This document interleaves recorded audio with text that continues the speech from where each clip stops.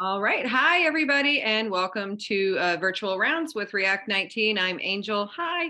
And it is March 7th. So we're creeping on up into March here, and spring is trying to spring here in New Jersey. We had some rain, and it was a really cool weekend, and it's spring. The robins are out and eating all the worms, and it's kind of a cool thing. So I hope everybody is spring is trying to spring in your area as well. So I'm going to go ahead and just jump right in and get started. And thank you all for being here. React 19 is a science-based nonprofit offering financial, physical, and emotional support for those suffering from long-term COVID-19 vaccine adverse events globally. Our mission is to bring healing to the moms, dads, friends, and loved ones who are faced with life-altering side effects from their COVID-19 vaccine. We build bridges between patients and research institutions in order to help develop a better understanding of our vaccine complications. And I am very happy tonight to welcome Dr. Sharada Hall. She is, did I say that right, please? Yes. That's okay, cool.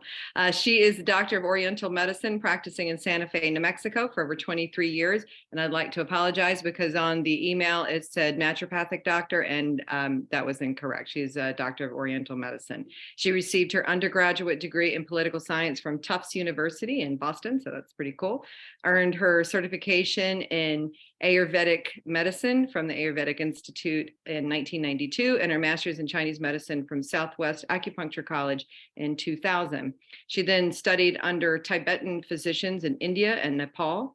Dr. Hall began her specialized training in neuroacupuncture under doctors Jason and Linda Howe in 2017 and has devoted her practice to treating difficult neurological conditions in the years since. So I am very happy to welcome you here, Dr. Hall, and I'm going to turn the floor over to you. Thanks for being here. Thanks, Angel. Thanks for having me. And thanks to everyone who's attending. I'm going to give just like a brief outline of what neuroacupuncture is, and then I'll talk about what I've been treating with this technique. So, modern traditional Chinese medicine has had acupuncture as key part of its system for thousands of years. However, neuroacupuncture, which is a system of areas that we needle all on the scalp, is specific for neurological diseases and symptoms, and it has been around. It's a little bit more modern technique. It's basically a modern acupuncture technique that's combining the needling technique of traditional Chinese medicine with a modern Western understanding of neuroanatomy. So it's a very precise technique that's supplemental to regular traditional Chinese acupuncture training and requires a specific training and technique to do it. Basically, since 1971 or so, Dr. Zhao in China was a neurosurgeon, and he started to systematize the correlation of areas of the brain with the needling technique to regulate those areas. In 1987, more recognition was gained for neuroacupuncture at the first International Conference on Acupuncture in Beijing. So we're really looking at 40, 50 years that this system has been made available to acupuncturists, but training is few and far between. So there are currently at least 425 practitioners trained in the system that I'm trained in. There's a few other systems as well. Angel put a link in the chat for the worldwide directory of neuroacupuncturists where you can look to see if there's someone in your area. Not everyone that's trained is listed in that directory, so you can also Google neuroacupuncture in your state and see if there's somebody practicing that you could see for treatment. So basically, we have a map on the scalp that reflects the neuroanatomy of the brain. And then we needle into those areas, not directly perpendicular into the head, but at an angle into what's called the loose areolar tissue around the scalp. So sometimes people think a needle is going to be, going into their brain or directly into their skull. It's not possible to get it through the skull into the brain. It is possible to hit the skull and it's painful, so we don't do that. We're needling whole areas that overlay specific parts of the brain. So depending on the symptoms that you may be having, that's what the acupuncturist will choose to treat.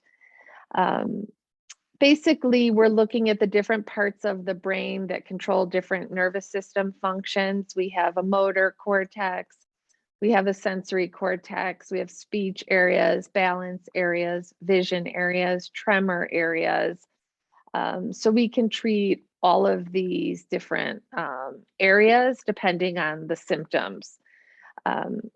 For example, the motor cortex, the brain, the right side of the brain controls the left side of the body.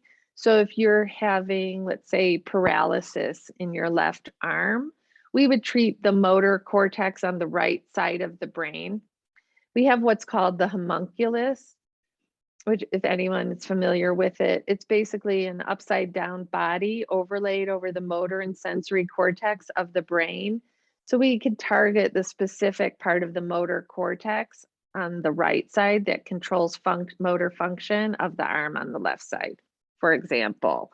Or if you were having pain in your trigeminal neuralgia, neuropathy in your face, we actually would use both sides, but it's the lower part of the sensory cortex that controls all sensory perception in the head. So we can needle that area to regulate imbalanced sensory sensations in the face. So whether it's numbness, tingling, pain, pins and needles, burning, all of that would be controlled by the sensory cortex, the specific area that is controlling sensation in the face. The stimulation technique of the needles is a really crucial part. It's almost like putting electrodes on certain parts of your brain, but we're doing this in a biologically generated way. So once a needle is in, we do a very rapid manual stimulation of the needle to generate like a biologically generated electrical impulse to that corresponding part of the brain that we're wanting to affect. And then it has a regulating effect. So sometimes we have hyperactivity, sometimes we have hypoactivity in a certain part of the brain. With the neuroacupuncture, I don't have to tell the brain which way I need it to go. It just has a regulating effect, basically. So that part is really crucial, the stimulation technique. I have a little styrofoam head that, rather than a slideshow, I thought I'd show. Not that you all are going to be doing this yourselves, but just so you understand what these areas on the scalp look like that we needle. So for example, here we have the sensory line, and it runs directly over the sensory cortex of the brain. And then we have the motor line, runs directly over the motor cortex of the brain. We have a chorea tremor area, very useful for tremors for all sorts of reasons, which we'll get into. We have a blood vessel dilation and contraction area, which is really useful for swelling, but also idiopathic hypertension, which you all know about. We have central nervous system areas. We have balance and vision, which we know are functions in the cerebellum. And then we have memory, hearing, another vision area, dizziness and vertigo. So we can treat those things directly through the part of the brain. We have three different speech areas for the different kinds of aphasia, which are also common. As we know, we have a praxis area for different types of fine motor issues. And then we also have, these are more empirical points that were developed by different Chinese doctors over the past hundreds of years that treat the different organs. So for example, we have a reproductive area, which we use a lot for all of the menstrual issues that we're seeing. And we have a thoracic area, which is really useful for the tachycardia and AFib, liver, stomach, intestines. And also the head area is one that we use a lot because needling in one direction, it treats anxiety, depression. And needling in the other direction is good for brain fog and concentration. So we know those are big issues as well. So I wanted to talk about, pre-COVID, what we're mainly using neuroacupuncture for. It's been really, really excellent for sequelae of stroke. So aphasia, paralysis, um, things like that. Also, so all of the neurological diseases, we get good results with neuroacupuncture. Parkinson's, MS, cerebral palsy, Bell's palsy, tremors, trigeminal neuralgia, traumatic brain injuries, seizures, migraines, neuropathy, neuritis, all kinds of pain, complex regional pain syndrome, sciatica, for example, phantom limb pain. It's been used at Walter Reed Hospital very well with veterans suffering from phantom limb pain. And then also we have some of the psycho-emotional issues such as anxiety, depression, and also autism, ADD, and PTSD. It's excellent for. So we've been using neuroacupuncture for all of those things with really good results in the past. Then with COVID and the vaccine rollout, things became, a little more complicated, but maybe things that responded well to neuroacupuncture in the past are maybe a little trickier to get the good results. And we do often need to combine with the supplements, that are being recommended, that people have talked about here on React 19 and through FLCCC. So I wouldn't say that neuroacupuncture alone can treat every neurological symptom in every instance, but in combination with the other spike protein detox protocols and the, hyperbaric and also Chinese herbs. We have really excellent Chinese herbs for neurological conditions. And I also just wanted to say here that neuroacupuncture can be a standalone treatment, but it is also best combined with body acupuncture, the traditional Chinese medicine acupuncture, because the vaccines cause many different internal patterns, right? Some people, they affect the heart more, some people, they affect the lungs more, some people, they affect the kidneys. So we need to treat those other systemic patterns as well, which we can do with all the different body points that we have in Chinese medicine, as well as Chinese herbs.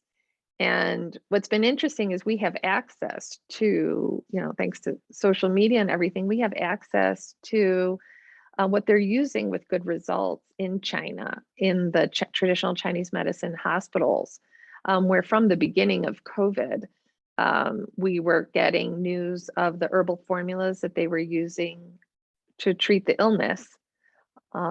So we've had those at our, that information kind of being shared across borders all along about what's being used for COVID and now what's being used for vaccine injuries or post-vaccine syndromes. What I've been seeing and using neuroacupuncture a lot for since in my vaccine injured patients is a lot of tremors and tics and some paralysis, joint pain, vertigo, tinnitus, a lot of the Bell's palsy and Ramsay-Hunt syndrome, kinds of shingles, as well as brain fog, poor memory, loss of memory and concentration, and as well as anxiety, tachycardia, and POTS syndrome. So that's what I see here a lot in New Mexico, and that I've been treating with neuroacupuncture with good results. So I wanted to give some examples of some of the cases that I've seen, just so you all can get a better idea of how we use this on a practical level. And then we can see if people have questions. I have several or quite a few patients in their 70s who've developed sudden onset atrial fibrillation and tachycardia post-vaccine. For example, I have a 74-year-old man who, after his fifth,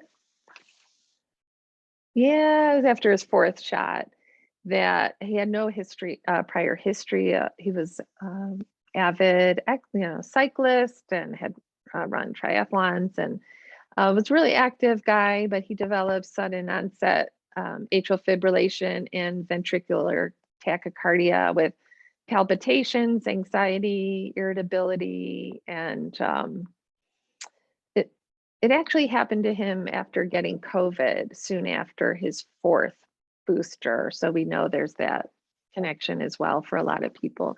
And so he was on cardiac and anxiety medications when he came to see me, but they just weren't really helping. So I was able to treat him using what we call like the central nervous system area on the top, as well as an anxiety area and a thoracic area that I mentioned, memory area as well, as what along with body points for the palpitations. And immediately following the treatment, his blood pressure had come down quite a bit. His resting heart rate had reduced. And by the time I saw him the second time, the palpitations, the anxiety, and the brain fog were about 50% improved, which was great. And by the fourth treatment, those symptoms were completely gone. So the anxiety, the brain fog, and the palpitations were completely gone.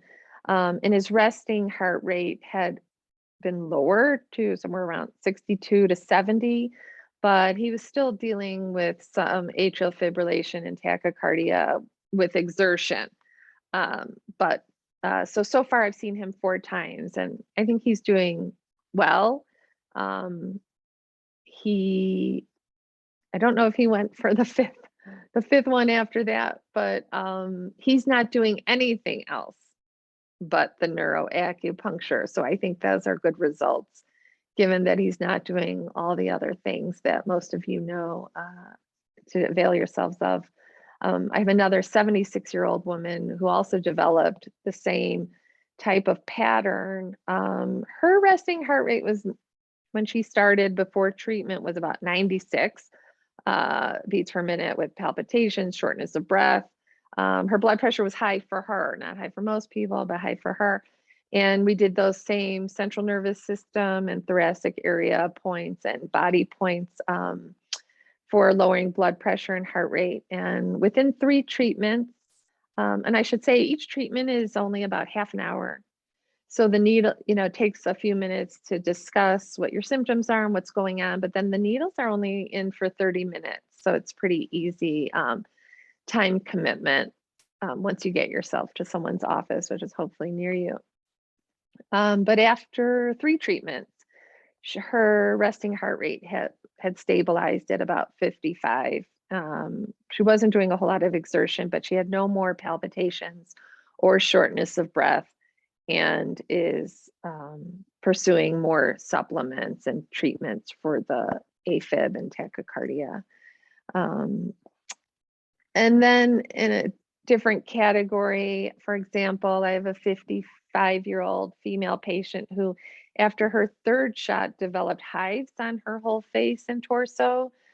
She also developed a very severe pain in her right forearm, in the arm where she got the shot, and nothing was taking care of this very bad pain in her arm. She was actually referred to me by her chiropractor, who'd been working on her, and she wasn't getting any relief from the chiropractic at all. So I knew it wasn't something structural, but I suspect, and I just wanted to say also, those previous cases I just mentioned, they did not connect their new cardiac condition with the shots at all.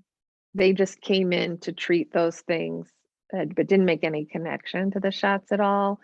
Whereas this patient, for example, it was very obvious, because it was the night of getting her 3rd shot that she broke out in the hives and developed the pain. and also blurry vision. And she also developed digestive symptoms of candida within, a week or so of that injection. So when I saw her, she couldn't really eat most foods without getting congested and feeling fatigue. And she would break out in these little bumps on her face uh, if she ate outside of a very small window of restricted foods. And she was on a lot of supplements to deal with the candida when I saw her. So we did, again, the central nervous system point as well as the sensory area for her right arm. So that's the middle 2/5 of the sensory line over the sensory cortex. It's on the left side is for your right arm. And yeah, and I'm so sorry. I just lost my spot.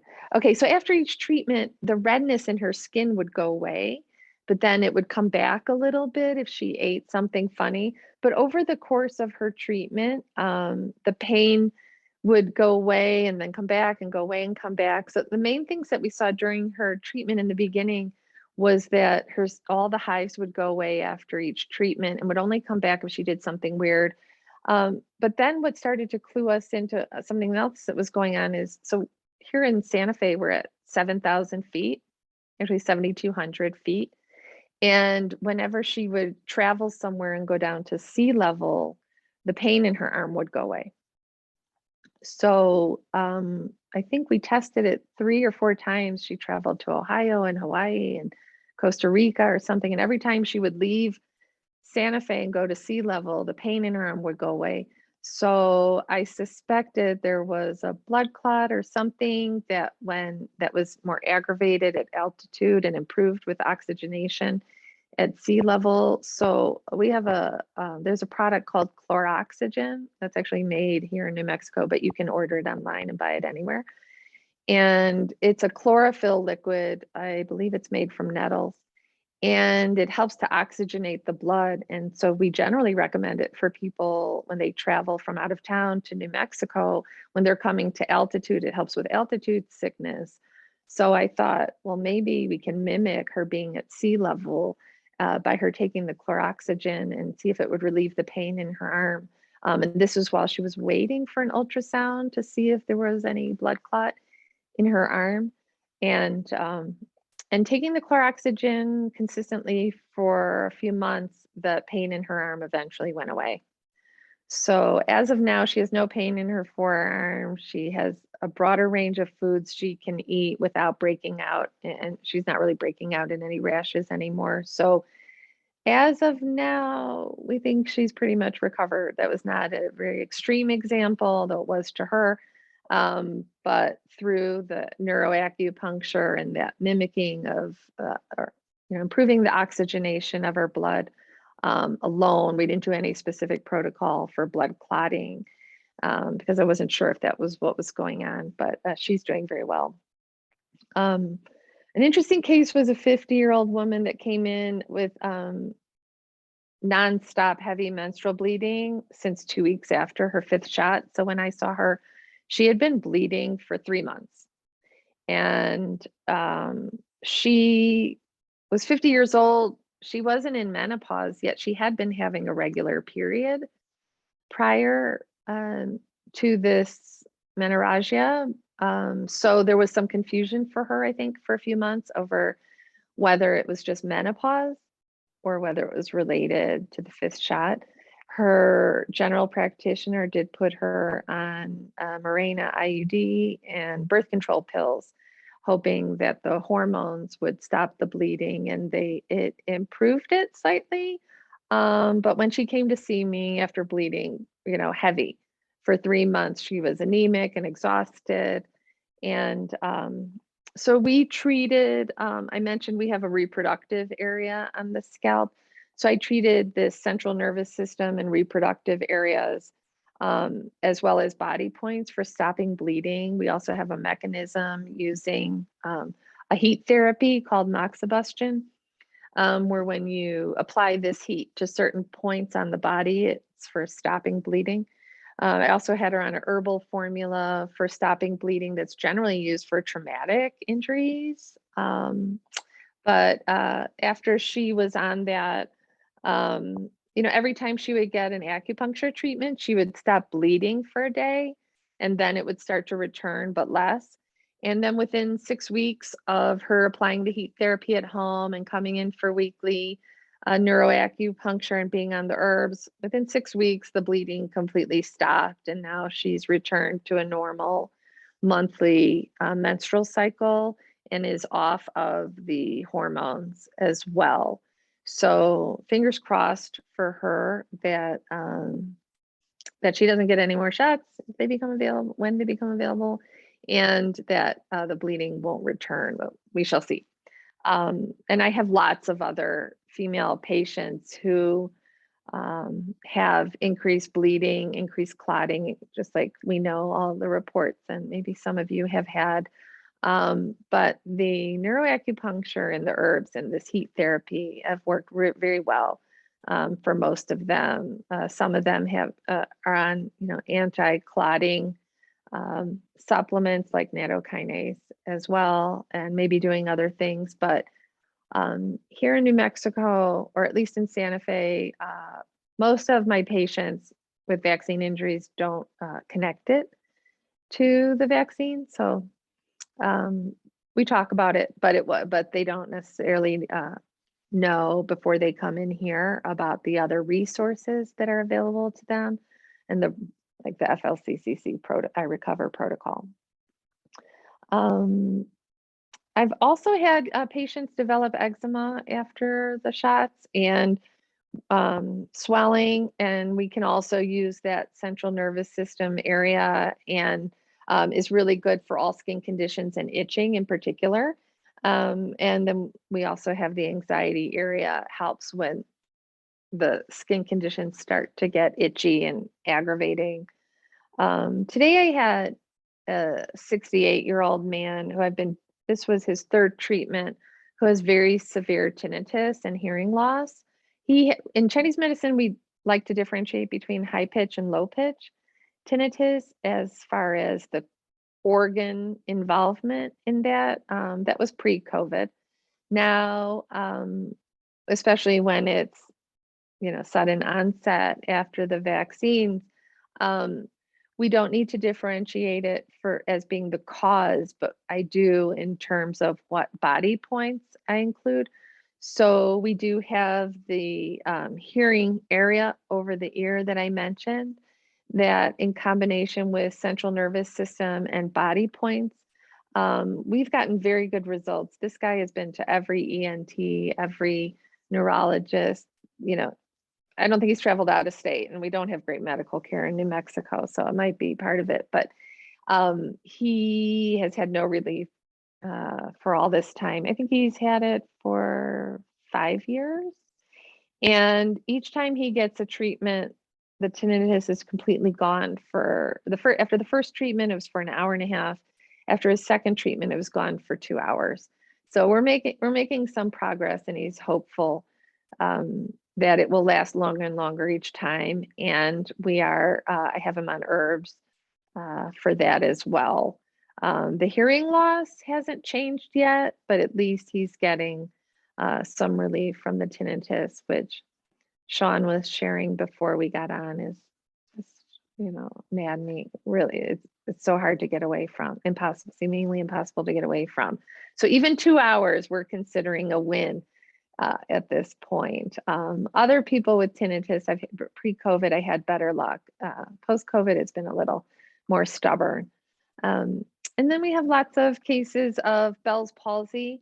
Every time I see that picture of Justin Bieber, I just wish he would get to a neuroacupuncturist, because as far as neuroacupuncture goes, it's pretty easy to treat. It's actually quite easy to treat for the most part. We basically, if there's paralysis and numbness, then we just go right into the sensory and motor cortex area that controls the face. And I do local points on the facial cranial nerves as well. And I've had people improve 100% after one treatment sometimes. sometimes after 2 or 3 treatments. So it depends how soon you get in. The sooner you get in after the onset, the better. But I've also had people that have had it for a year or two, um, that we still get good results, but the sooner the better. Um, Bell's palsy, same with Ramsay-Hunt syndrome. If any of you are having that, but there's all that severe nerve pain and between the ear, around the ear and into the eye and into the whole face. There may or may not be paralysis with that type of shingles. There may or may not be blisters. But again, we just use the sensory cortex for the part of the sensory cortex that perceives sensation in the face, and we can regulate that through the specific needling technique. And so vertigo, that's another common one, right? And so we have the dizziness and vertigo area of the brain that we can stimulate. It's a little bit tender, that area to needle, because of all the temporal muscles there. But with the proper technique, it's not so bad. The different types of aphasia we can also treat through, if it's a matter of paralysis of the tongue or the lips or any of the facial muscles, if that's the cause of the aphasia, we use what we call speech 1, which is the motor cortex for the face, for the head. And so we can regulate motor function in the face. If it's nominal aphasia, we have a different area for that. Receptive aphasia, we have a different area for that. We have, what else? Trigeminal neuralgia, I mentioned. Any of the neuropathies that came up earlier as well. Neuropathies have typically, pre-COVID, been pretty easy to treat. Again, using the sensory cortex for the corresponding part of the body. Whether it is peripheral neuropathy due to diabetes or not, we've had good results in the past. I recently had a neuritis patient where she was having a lot of burning in her leg and inability to engage the muscles there. And fortunately for her, it only took 1 treatment that we were able to get rid of that. Same with, I forget what they call it now. There's a new name for when you feel like your whole body is on fire, and they call like something sensitization syndrome. I'm not remembering it right now. If someone knows it, put it in the chat. That responds very well also to the neuroacupuncture, again, because of our direct access to the sensory cortex. Balance issues, we work directly on the balance area of the cerebellum. That works really well, especially in combination with the motor cortex for the lower part of the body. So if people are having trouble, with shuffling, or difficulty moving the legs in any way, or just being off balance, we will use those areas.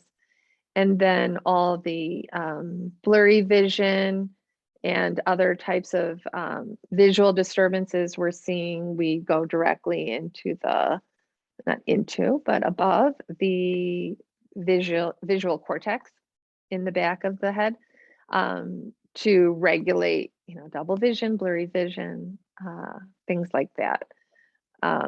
And I wanted to emphasize also the importance of neuroacupuncture for the trauma, present traumatic stress disorder, I've heard people call it, because it's not past tense yet. And so our central nervous system and anxiety points, and we have a couple other psycho-emotional points as well. In the past, we were using for PTSD from either traumatic events or war, nightmares and flashbacks and things like that.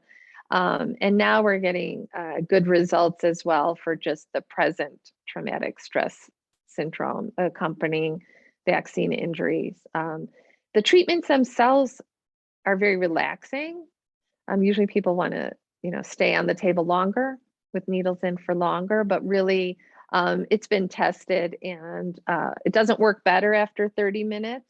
But so maybe for fun, you can keep the needles in longer, but really only 30 minutes is required. And so, like I said, there is a directory that Angel put in the chat. Not everyone's listed on there that's been trained in this technique. It had, you can Google to see if if there's an acupuncturist in your area that is trained in neuroacupuncture. If you currently see an acupuncturist, you can encourage them to get trained in neuroacupuncture.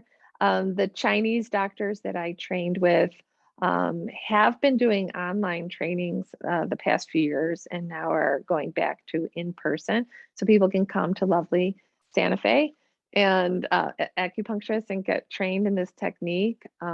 It's not very, very complicated to learn if you're an experienced acupuncturist. Maybe even some doctors would like to get trained in this technique so they can help people. It's easier to learn this technique than go through a whole 4 years of Chinese medicine school with the theory and the meridians. And I'm not discouraging anyone who's interested in Chinese medicine from doing that.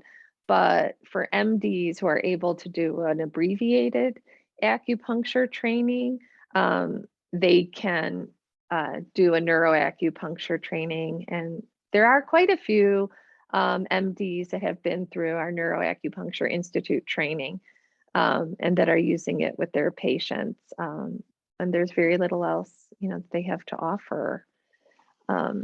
So I think this is a good time. I've described most of what I wanted to. So does anyone have any questions? Thank you, Sharda. That was awesome.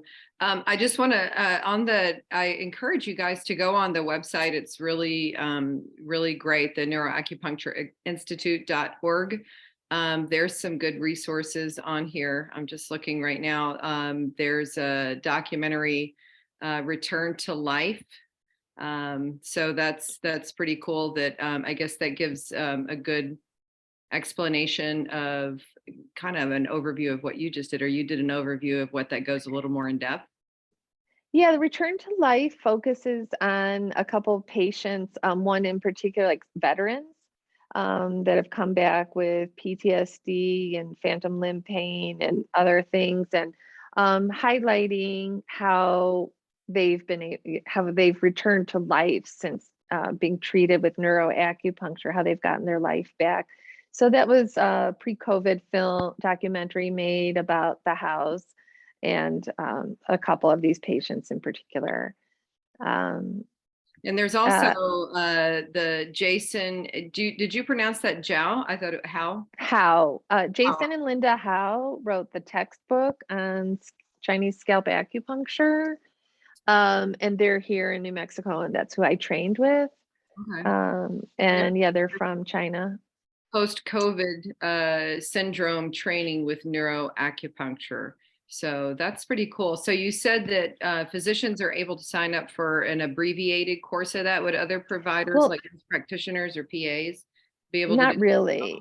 Well, I'm thinking of MDs can do some, I forget exactly, it's like a 10-hour, not with neuroacupuncture, but just for regular acupuncture, MDs can do an abbreviated training in order to incorporate acupuncture into their practice. And I'm not 100% sure about this, but I believe that they are able to then take neuroacupuncture training because they already have some training in acupuncture.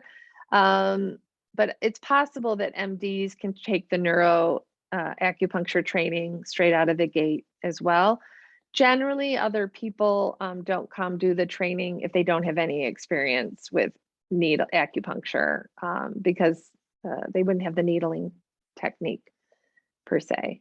Okay. And because it is really best combined with body acupuncture and herbs. Okay. So a nurse practitioner, PA, that wouldn't really apply to them. I can't say for sure. They should contact the Neuroacupuncture Institute to find out. I can't say for sure. I'm not on that end of the administrative end of things. I hear you. I'm a stay in my lane kind of gal. So I Yeah. hear you. Okay. Yeah. So, I don't want to discourage anyone from getting trained in it. The more, the better. We really need a lot more people trained in this so that patients have access. That's really the biggest problem. Is it's not a problem, but there isn't always, acupuncture has become quite popular, and almost everyone has an acupuncturist somewhere near them, and you hope they're good. yeah, Um, exactly. Not everybody's but good. Yeah. not everybody's good. And Yeah. also there is that there has to be that connection between the doctor and patient. Like in Ayurveda, that's a big thing, that there has to be the right, karmic connection or energetic connection between a patient and a doctor. We all know that, right? We sometimes go to a doctor and we just don't like their energy at all. And it doesn't matter what their credentials are. We're not going to keep going to them Sure. because we don't get along with them, or there's something about them isn't right. Mhm. So it's important, especially if you have choice of acupuncturists, to find the right one that you feel like you can relate to, that listens to you, that gets you, that you enjoy going to, and that you're getting good results from. And if you're going to an acupuncturist and not getting good results, switch. Yeah. Neuroacupuncture is another point, a little bit different than body acupuncture in that we get results faster. Because we're not working on the systemic underlying organ pattern only, where that can sometimes take time to build up what we call like kidney chi or improve lung chi. It can take some time. Because we're going directly into brain function, which is like the operating system, right? So we get much quicker results. So we say, on the one hand, a typical course of treatment is about 10 treatments. But like I shared, I get good results less than that a lot of the time. So if you go for neuroacupuncture and after, I don't want to say for sure, but if after a bunch of treatments you're not getting good results, then I would switch. Okay.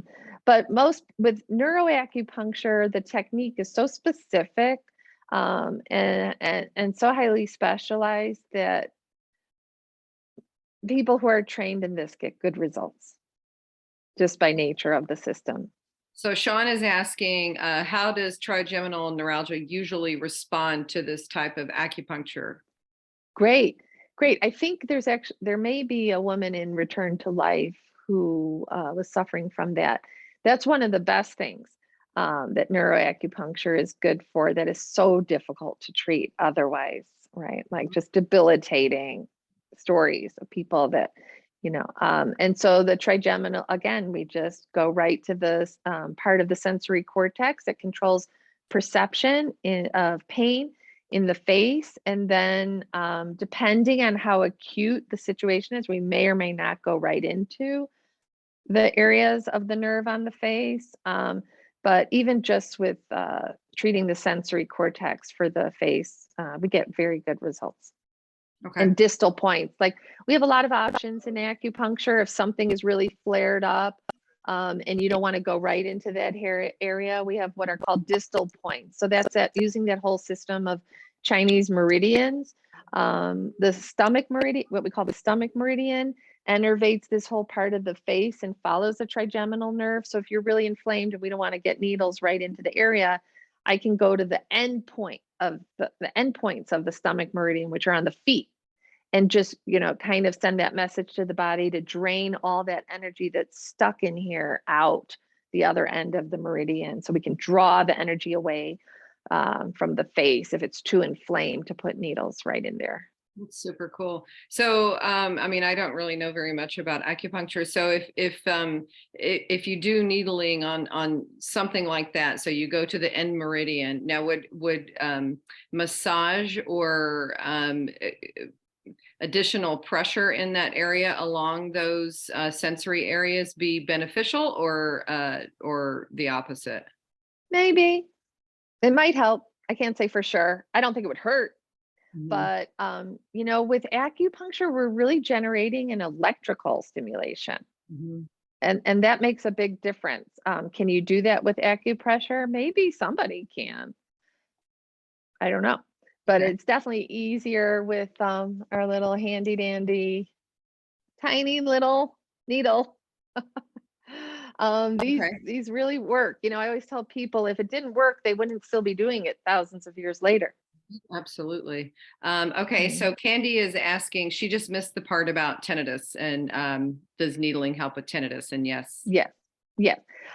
It's definitely, I won't say it's so easy. Like certain things I can say, oh, we get really good results almost all the time with Bell's palsy. We get really good results almost all the time with dizziness and vertigo. We get really good results almost all the time with neuropathy. Um, with tinnitus is challenging, but it's possible. It's Yeah. definitely worth a shot. Definitely worth a shot. And like I said, even like my guy today who gets 2 hours of silence, and each time it's getting a little longer, and the herbs are starting to work in his system. So, yeah, it's definitely worth doing. Okay, so bringing that the herbs. So Diane is asking, can you speak to the Chinese herbs used in tinnitus and brain fogs? What type and how long would a client take them that you recommend? Yeah. So we have in Chinese medicine, we always differentiate what is the cause of any particular symptom. So with tinnitus, I mentioned we have high pitch and low pitch, and we talk about their association, the high pitch being with the liver and the low pitch being with the kidneys. So then we have two different formulas for tinnitus, depending on whether it's high pitch or low pitch. A lot of people do have a combination of both, but you have to look at the rest of the system and see what other symptoms might be there and what's showing up. We do tongue and pulse diagnosis. So we see how the kidney and liver energies are feeling and then prescribe herbs according to that. Chinese medicine isn't like other systems where we say, oh, this is good for that. This is good for that. Nattokinase for the blood clotting, ivermectin for the, regardless of the person, Hmm. we know that's going to work. So we get a lot more individualized in Chinese medicine, and we can't always say, oh, this formula is good for this formula is good for that. But in general, there are two formulas that we use for tinnitus, depending on the high pitch or low pitch. They're long Chinese names, so I don't know if you want me to say them, what they are. We can write them in the chat. They're not. You can't. Chinese herbs. Some of them you can buy online. Most of them you have to buy through a practitioner. Otherwise, you might take something that's totally the opposite of what you need and could have some bad effect, right? And so that's why, they're not like prescription medications, but they do need to sometimes be prescribed by a Chinese medicine practitioner so that you're getting the right thing for you. But we do differentiate between whether it's liver, kidney involvement in tinnitus. That does make a difference in the treatment. For the brain fog, I'm using a combination of, like I said, a lot of these neuro points, but like a lot of the other practitioners, I'm doing mitochondrial supplements. I'm doing, methylene blue, NAD, um, so not Chinese herbs exactly. A ginkgo. Ginkgo is something that's been traditionally used in Chinese medicine for, brain function, and so we do use that a lot for brain fog, whether it's, you know, due to just the vaccine or stroke after the vaccine or whatever. Mm. Um, we use a ginkgo combination Okay. for that. Yeah. Cool. What did you call that? A tongue and pulse diagnosis? We look at the tongue. So this is traditional Chinese medicine, not just neuroacupuncture. But in Ayurvedic medicine and Chinese medicine, we do our diagnosis mainly through looking at the tongue and feeling the pulse. There are different Oh. systems of pulse diagnosis between Ayurveda and Chinese medicine. And the tongue is somewhat similar, the diagnosis. And then there's other methods, like traditionally in Chinese medicine, Ayurveda, they'll examine the iris and look for spots or colorations. And there's like a map of all the organs on the iris. And depending on where you see spots and things will reveal that there's something going on in that organ. Same thing on the tongue. We have a map of all the organs. We're also looking for the color of the tongue coating, whether there's patches. You can all stick out your tongue tonight and look and kind of see what's going on. And you monitor it over time, you'll see it does change, but it reflects a lot about the state of your digestion. We look in Chinese medicine, do you have cold? Do you have heat? Do you have dry? Do you have damp? Is the chi moving in your body, or is you getting stuck in places? And so that's all revealed on the tongue. And then through feeling the pulse, each side at different levels, we're looking for qualities in the pulse, but then we have specific organ pulses where we can feel whether the vitality of that organ is there or whether there's a deficiency in the function of that organ. And we aren't, just to clarify, in Chinese medicine, when we speak of organs, it actually means a whole function system. It doesn't mean the organ per se. So Mhm. sometimes someone may have a low pulse in the heart position. It doesn't mean they're about to have a heart attack. It means maybe they're not sleeping well, they're having emotional stress, all these other functions that we attribute to the heart within our system of Chinese medicine. Same with liver, kidney, or whatever. So we look at all the functions attributed to that organ, and that's what we will be revealed in the pulse, as opposed, but it can also mean the organ itself. But sometimes people get a little freaked out when an acupuncturist is taking their pulse and says, "Oh, your kidney chi is low," and they're like, "Oh my God, do I need dialysis?" No, but when we look at all the functions that we associate with the kidney, those things are not working well Yeah. uh, because the kidney chi needs You're needs help. speaking my language. I do renal. So yeah, yeah. Yeah. So okay, and then John is asking, what can be done to dilate peripheral blood vessels with those experiencing, I guess, peripheral numbness. He has confirmed microclots with fast onset peripheral neuropathy post-jab. Oh, yeah. So I would definitely do the protocols for the microclotting as supplementally. And then with neuroacupuncture, we would do the sensory cortex for the, I'm guessing in the feet, maybe the hands, whatever, usually in the feet.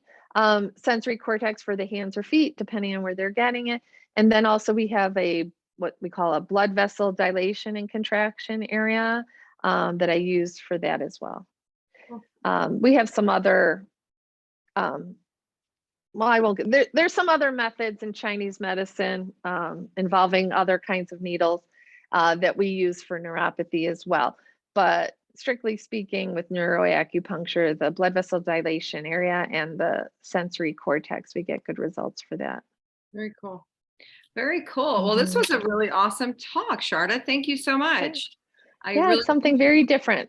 I just hope yeah. people can find someone, and I would love to hear how people do with it because uh, as you know, there's certain conditions that you just don't have a lot of options Yeah. of what can take care of it. And so to find something that really is relatively easy to do, I mean, for the patient, you just lay there. And you have it done to you. And so the tricky part is just finding someone who can provide it for you. But people do travel for this.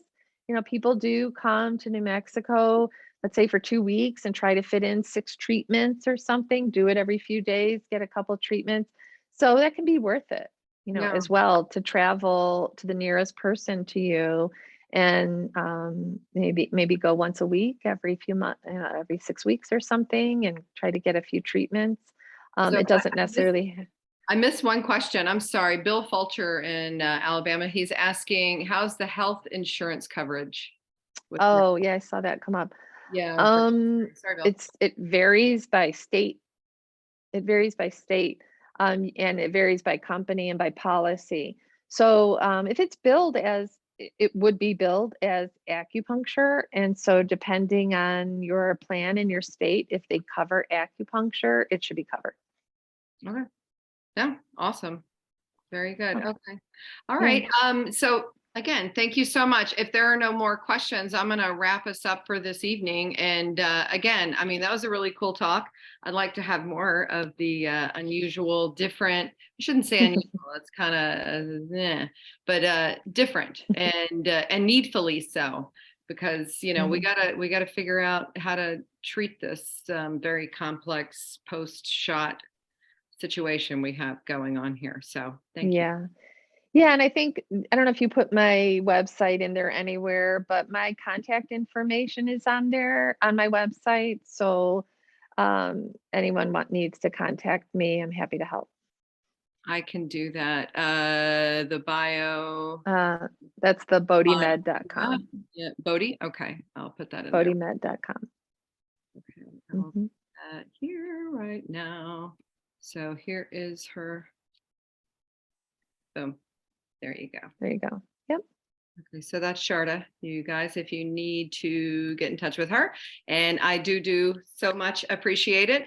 Next talk is going to be on the 21st. It's going to be Marcus Klotz. He's going to discuss help apheresis, which is pretty cool. He's in Cyprus, and Jordan Vaughn in Birmingham put me in contact with Marcus. He helped one of his patients who had microclotting, and has just had tremendous results with him. So that's kind of cool. So, so I hope you guys can join that. And I thank you so much for your time and your energy and your love and your help with everything that you're doing. So thank you. Appreciate it. Thanks for being here, everybody. Okay. All right, guys. Take care. God bless. And we'll see you next time. Bye.